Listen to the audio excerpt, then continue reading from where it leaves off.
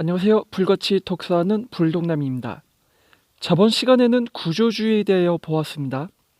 간단히 설명하자면 인간은 스스로 주체가 될 수 없다는 것이죠. 실존주의가 인간의 주체를 내세우고 개개인을 중요시 보았다면 구조주의는 인간을 객체로 보았습니다. 이 객체는 사회적 구조에 영향을 받는 노예라 할 수 있는 것이죠. 그런데 이런 구조주의에서 더 나아가 새로운 철학이 등장하는데요. 바로 이 시간에 살펴볼 포스트 구조주의입니다. 구조주의라는 말에 포스트만 붙여진 것인데요. 구조주의와 포스트 구조주의의 차이점을 들어보겠습니다. 구조주의는 인간을 결정지을 만큼의 사회적 구조가 배경으로 있다고 얘기한 바 있습니다. 이 구조는 고정된 사회 양식이라 할 수 있습니다. 예를 들자면 자본주의라는 구조는 사람을 경쟁 가운데 이윤을 추구하도록 만들죠. 그런데 포스트 구조주의는 이러한 고정된 기준과 중심을 회의적으로 바라봅니다. 정해진 구조로 인하여 모든 사물들이 획일화되는 것을 반대한 것이죠. 획일화의 반대라면 무엇이 떠오르시나요? 네, 차이일 것입니다. 결국 포스트 구조주의라는 것은 객체가 가지고 있는 차이들을 인정하는 것이라 볼 수 있습니다. 이 시간에는 간단히 두 명의 사람을 소개하고자 합니다. 첫 번째는 들로에즈이고요. 두 번째는 알랭 바디우입니다. 첫 번째로 들로에즈입니다. 들로에즈는 인간의 욕망을 설명했는데요. 욕망이라 하니 이전 시간에 배웠던 두 명의 인물이 떠오릅니다. 프로이트와 라캉인데요. 이 둘은 욕망을 억압과 결핍에 대한 결과물로 설명을 했죠. 하지만 들로에즈는 욕망을 억압과 결핍이 아닌 생산으로 보았습니다. 조금 엉뚱하죠? 욕망과 생산이 대체 무슨 연관이 있는지 말이죠. 예를 들어 볼게요. 회사는 이윤 추구라는 욕망이 있습니다. 그래서 직원들은 이윤 추구라는 욕망을 이루기 위하여 상품을 생산합니다. 반대로 직원들은 타인에게 인정받고자 하는 욕망이 있습니다. 그래서 자신을 더욱 개발시키죠. 이처럼 욕망은 기존의 위치를 넘어 새로운 위치로 가게 만드는 생산 수단입니다. 하지만 구조주의에 의하여 만들어진 인간은 너무나 획일적입니다. 대개 부모들은 자식들에게 공부를 강요하죠. 그 이유는 공부를 잘해야지 전문직에 종사할 수 있고 이로 인해 안정적인 삶을 살 수 있기 때문입니다. 하지만 모두가 공부를 잘할 수 있나요? 1등이 있으면 꼴등이 있는 법이죠. 문제는 성적 기준에 미달되는 학생이 있다면 철저히 배제된다는 것입니다. 사회적 구조가 요구하는 기준에 미치지 못하니 소외되는 것입니다. 분명 각 학생에게는 남다른 뛰어난 차이가 있음에도 말이죠. 그래서 둘레즈는 획일화시키는 모든 것들에 대하여 강한 부정을 합니다. 고착화를 부정하는 것이죠. 들레즈에 의하면 고착화라는 말은 세 가지 다른 말로 표현할 수 있는데요. 코드화와 영토화와 기관화입니다. 코드화는 눈에 보이지 않는 규칙과 제도들이 고착화되는 현상을 말하는 것이고요. 영토화는 마치 버스 안에 운전사, 좌석, 버스 엔진이 제각기 위치에 있듯이 고정된 것을 말합니다.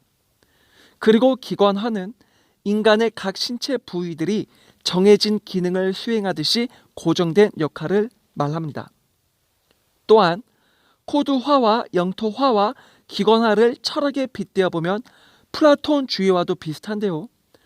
플라톤 철학을 보면 이데아는 고정된 원본으로 복사본인 현실 세계에 자신을 투영시킵니다.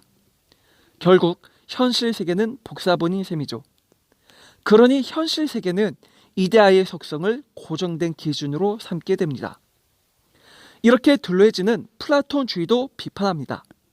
그렇다면 획일성을 극복하고 차이를 존중하는 방법이 있는 걸까요?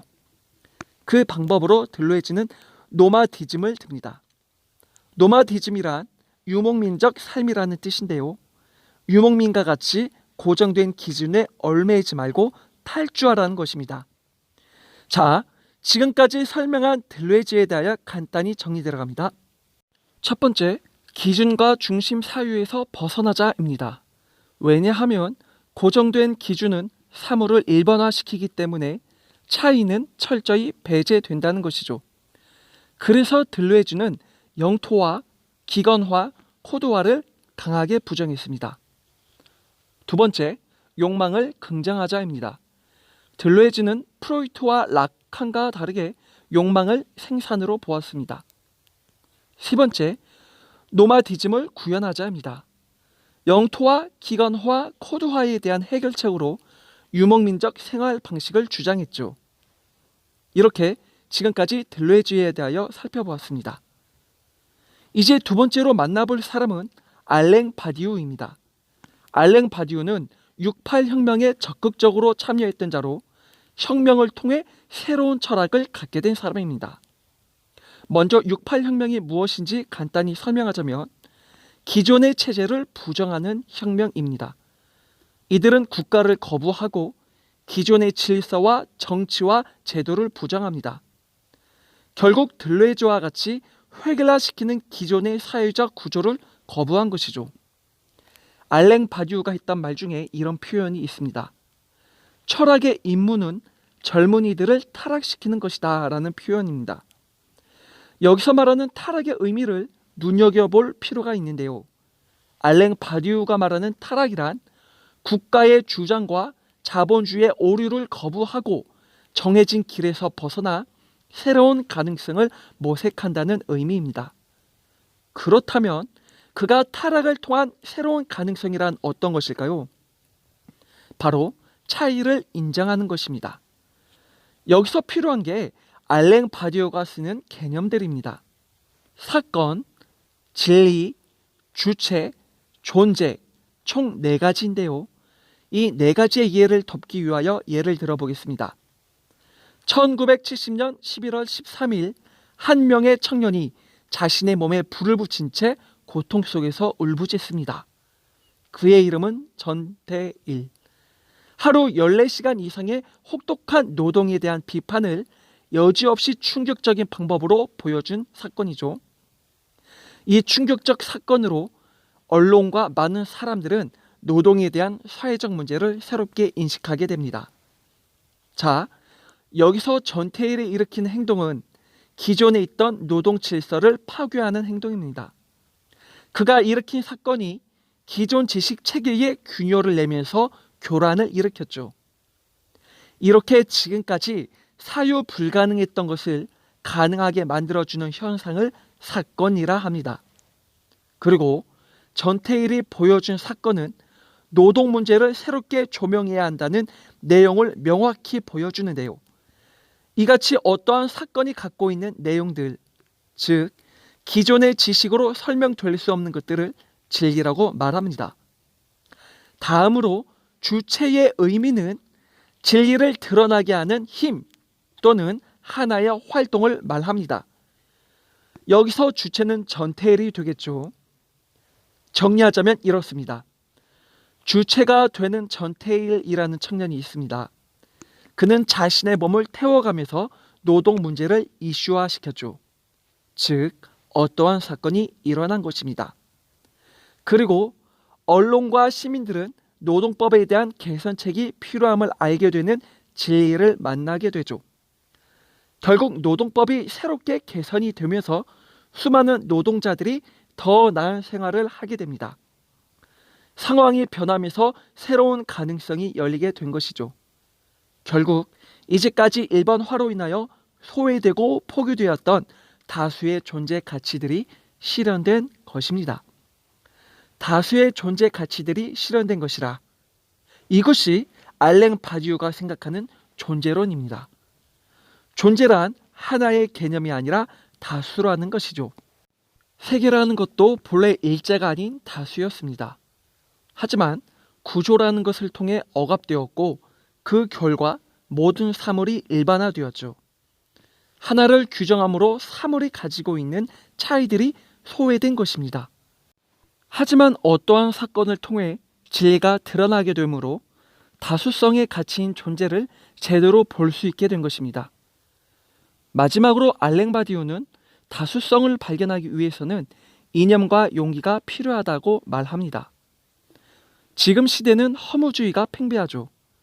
나는 해도 안 될 거야. 이미 벌어진 상황을 바꾸지 못해. 라는 생각으로 허무함에서 벗어나질 못합니다. 실패할 거라는 결과에 너무 집착한 나머지 시도조차 못하는 상태이지요. 하지만 바꿀 수 있다는 생각이 중요합니다. 새로운 가능성을 이룰 수 있다는 이념이 중요한 것이죠. 이러한 이념을 가지고 용기 있게 충실하게 이행할 때 우리는 가능성의 길을 개척할 수 있을 것입니다. 또한 알랭 바디우는 다음과 같은 말을 하는데요. 결과에 연연하지 말고 사건에 충실하라 라고 말이죠. 이제 마무리 짓겠습니다. 지금까지 고대 철학에서부터 마지막 포스트 구조주의까지 총 8챕터의 서평을 했는데요. 532쪽이라는 두꺼운 책을 드디어 마치게 됩니다. 철학의 흐름을 파악하니 세계 역사를 보는 눈도 달라지게 된 것 같습니다. 지금도 그렇고 앞으로도 그렇겠지만 한 시대의 성격은 철학을 통해 나타날 겁니다. 확실한 건 시대가 갈수록 근본적인 것들이 해체된다는 것이죠. 여기서 생각해 볼 것은 과연 이 해체라는 것이 무조건 좋은 것인가 라는 의문입니다. 이 해체의 역사가 인류의 종말로 다가가는 하나의 과정일지도 모르죠. 근본적인 것들이 해체되어가는 이 와중에 우리는 과연 지킬 수 있는 것이 무엇인지 한번 생각해 봤으면 좋겠습니다. 이상으로 지금까지 시청해 주셔서 감사합니다.